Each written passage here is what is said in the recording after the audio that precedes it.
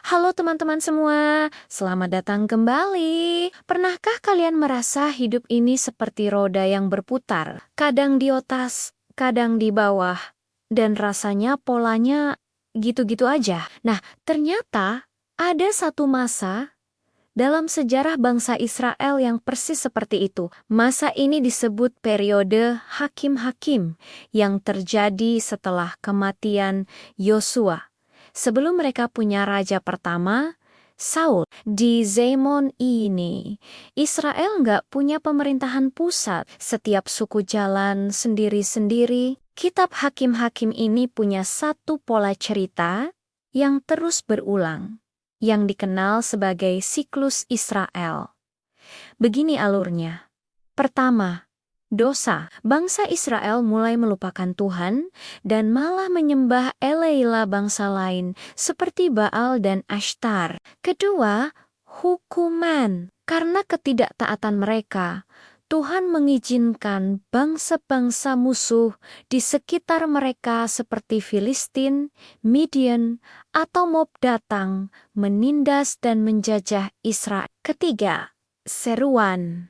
Dalam penderitaan dan penindasan yang berat, bangsa Israel akhirnya sadar dan berseru minta tolong kepada Tuhan. Keempat, keselamatan. Mendengar seruan mereka, Tuhan membangkitkan seorang pemimpin yang disebut hakim, atau dalam bahasa Ibraninya, Shofet. Hakim inilah yang akan memimpin bangsa Israel untuk berperang dan membebaskan mereka dari musuh. Terakhir, setelah kemenangan, bangsa itu akan menikmati masa damai selama hakim itu masih hidup. Tapi sayangnya, setelah hakim itu meninggal, siklusnya dimulai lagi dari awal. Salah satu kisah hakim yang paling terkenal adalah tentang Gideon. Saat itu, Israel lagi ditindas habis-habisan oleh bangsa Midian selama 7 tahun. Orang Midian ini jumlahnya banyak sekali,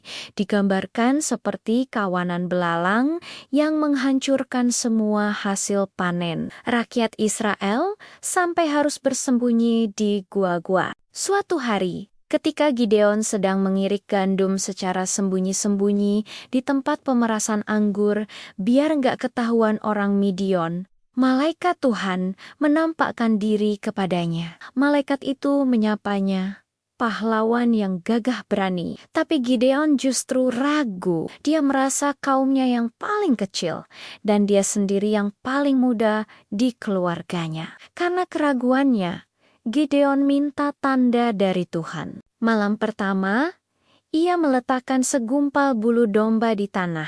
Ia minta agar hanya bulu itu yang basah kena embun, sementara tanah di sekitarnya kering. Dan terjadilah. Tapi Gideon masih belum yakin. Malam kedua, ia minta kebalikannya.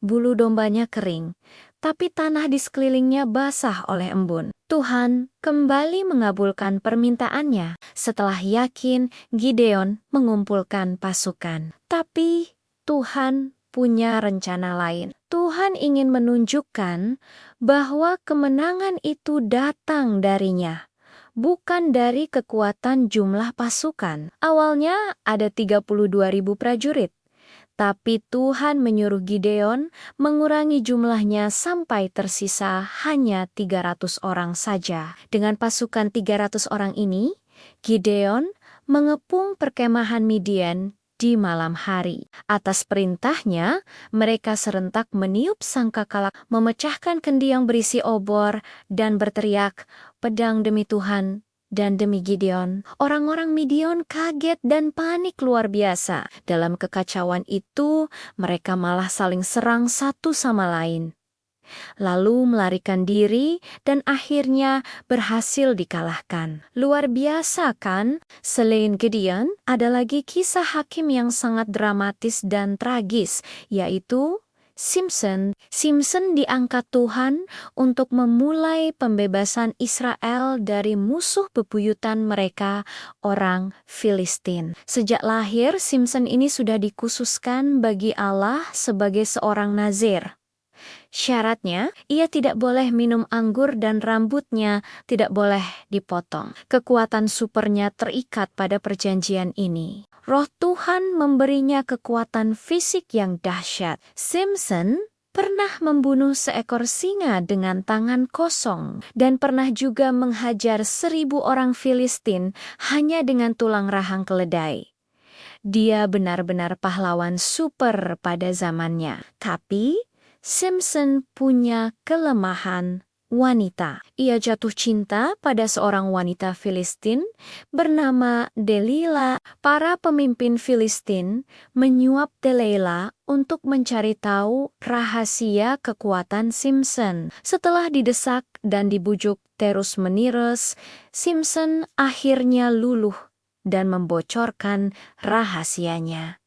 Kekuatannya ada pada rambutnya yang panjang. Saat Simpson tertidur di pangkuan Delila, rambutnya pun dicukur. Seketika, kekuatannya hilang. Orang Filistin langsung menangkapnya, mencungkil kedua matanya, dan memaksanya bekerja seperti budak di penjara. Sungguh sebuah kejatuhan yang tragis. Namun, kisah Simpson belum berakhir di situ. Pada sebuah perayaan besar, orang Filistin membawa Simpson yang buta ke kuil dewa mereka, Dagon, untuk dijadikan bahan tontonan dan ejekan. Di tengah keputusasaannya, Simpson berdoa untuk terakhir kalinya, memohon kekuatan dari Tuhan.